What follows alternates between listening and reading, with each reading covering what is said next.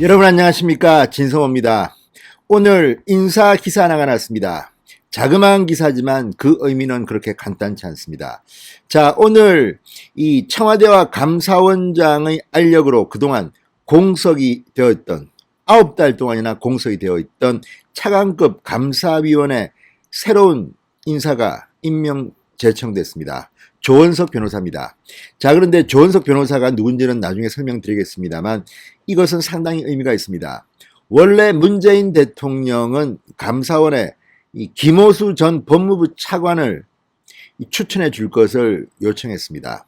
아시다시피 이런 인사는 청와대와 감사원의 이 조정에 의해서 정해지지만 대개는 청와대 뜻대로 이루어집니다. 김호수 전 법무부 차관이 누굽니까?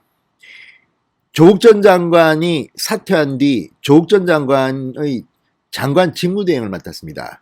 그리고 조국 전 장관 일가에 대한 수사를 윤석열 검찰총장을 배제한 채 진행하자고 당시 이 문재인 대통령과 면담에서 이야기했다는 그런 의혹이 있는 인물입니다. 또 추미애 장관, 문재인 대통령, 조국 전 장관 다 같은 라인에 있는 그런 검사로 평가받는 인물입니다.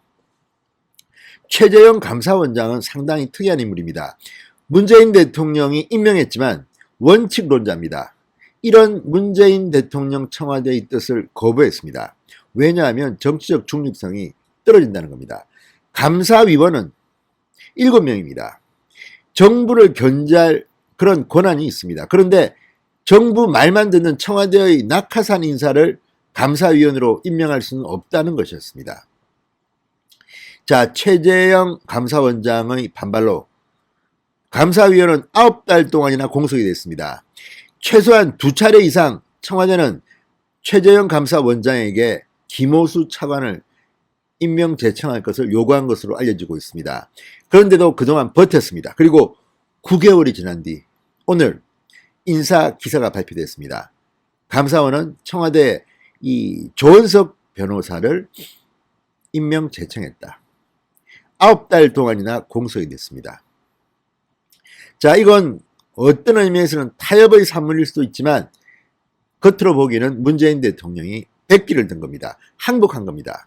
김호수 차관 카드를 관철시키지 못하고 굴복한 겁니다. 자, 애당초 최재형 감사원장은 판사 출신을 주장했던 것으로 알려지고 있습니다. 이번에 온 조원석 변호사는 검사 출신입니다. 서울 고검장을 지냈습니다. 문재인 정권에서 서울 고검장으로 잘 나가다가 갑자기 법무연사원장으로 좌천이 됩니다. 그리고 검사직을 떠납니다. 한때는 검찰총장 후보로까지 거론됐던 사람입니다. 윤석열 총장과 경쟁관계에 있었던 사람입니다. 그리고 이력도 그렇게 간단하지 않습니다. 나름대로 이 엘리트 검사의 길을 걸어왔던 인물입니다. 호남 출신입니다. 고려대 법대를 나왔습니다. 자, 어쨌든 차치하고 이 조원석 변호사는 안희정을 잡아넣었던 사람입니다. 지금 이런 말씀드리면 그렇지만 DJ의 아들 수사도 했고 아무튼 지금 민주당 쪽에 있는 사람들이 이를 가는 검사 중 한 명입니다. 반대로 보수정당 쪽 정치인도 그렇게 좋아하지 않습니다. 보수진보 할 것 없이 정치인 수사를 많이 했습니다. 많이 잡아넣었습니다. 구속시켰습니다. 그런 인물이기 때문에 이 정치적 중립성 논란은 그렇게 심하지 않습니다. 물론 박근혜 정부 말기에 조금 좌천됐습니다.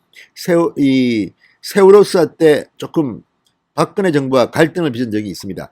그런데 어쨌든 전반적인 것을 보면 특정 정파에 그렇게 치우친 스타일이라기보다는 그냥 칼집입니다. 이 안희영도 잡아넣고 DJ 아들도 잡아넣고 그랬던 사람이기 때문에 그런 논란이 크게 심하지 않습니다. 그렇지만 지금은 조원석 변호사가 중요한 게 아닙니다. 문재인 대통령의 청와대가 최재형의 감사원장, 이 최재형의 감사원의 뚝심에 굴복한 것이 중요한 사실입니다. 진성호의 융단 폭격 시작합니다. 문재인 청와대를 융단 폭격합니다. 방송에 앞서 아직 진성호 방송에 구독자가 아니신 분들은 붉은색 구독 버튼 눌러주십시오. 더 좋은 방송으로 보답하겠습니다. 과거에도 보면 감사원장은 정부와 긴장관계를 조금씩 가졌습니다. 그렇지만 일반적으로 이 차관급 감사위원회는 정권의 코드와 맞는 사람을 임명한 적이 많았습니다. 그래서 논란도 꽤 됐습니다. 그런데 최재형 감사원장은 정말 거의 배째랍니다. 나는 원칙을 지킨다. 왜 자꾸만 무리한 일을 강요하느냐. 김호수 차관은 안 된다니까. 이렇게 버티니까 9개월 만에 드디어 문재인 대통령이 손을 든 겁니다. 사실은 굉장히 창피할 겁니다. 청와대로서는. 게다가 지금 최재형 감사원장이 어떤 사람입니까?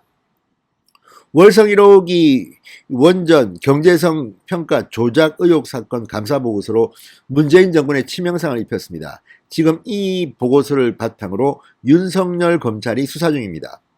또 지난 11일부터 이번에는 원전 정책 수행의 과정의 위법성에 대해서 감사에 착수했습니다.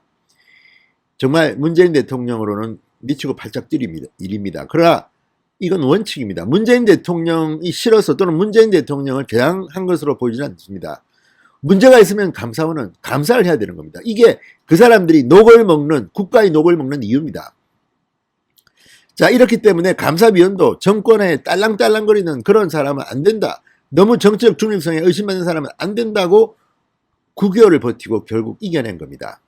자, 감사원은 오늘 최재형 감사원장이 신임감사위원회 조은석 변호사를 임명 제청했다고 밝혔습니다.